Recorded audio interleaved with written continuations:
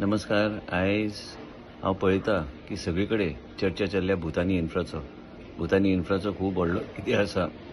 पयलींच्यान जायते परमिशनां ताका दिल्लीं आसा, जायते कन्वर्जन ते प्रॉपर्टीचे जाल्ले आसा आनी हांव मंत्री जावपाचे पयलीं हे सगळे गोश्टी घडोवन आयल्या. म्हणूनच आयज डिसिजन आमी जे घेतल्या की बोर्डान आमी योग्य तरेचे निर्णय घेवपाची गरज आसा.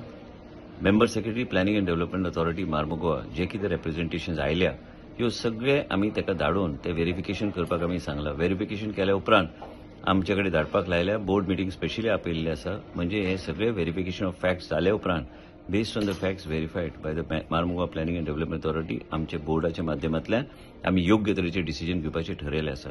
जर हे फॅक्ट्स जे रिप्रेझेंटेशनान आयल्या हे सारखे जाले काय फॅक्च्युअली करेक्ट आहा तर आमी योग्य तरेचे निर्णय आमी घेतले.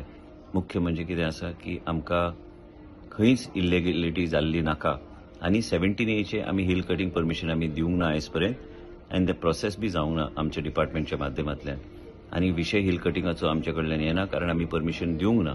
आनी हे फॅक्च्युअल व्हेरिफिकेशन जाले उपरांत जर आमकां दिसलें की कितें तरी गडबड आसा आनी फॅक्च्युअल रिप्रेझेंटेशन आनी जे कितें रिप्रेझेंटेशन ह्या कंपनीन आमकां दिल्लें आसा ते चुकीचें आसा, आमी फाटीं सरचे ना हे रिवोक करपाक. आनी कितलेय व्हडली कंपनी असल्यार आमी हे रिवोकेशन करपाक आमी फाटीं सरचे ना.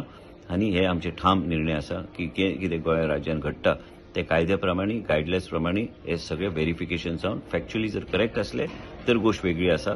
पण जर फॅक्च्युअली जर रॉंग रिप्रेझेंटेशन आमकां दिल्लें आसा तर आमी ह्या प्रोजेक्टाचो पूर्णपणे बोर्डाच्या माध्यमांतल्यान आमी हेजे सगळे परमिशन आमी विथड्रॉ करतले.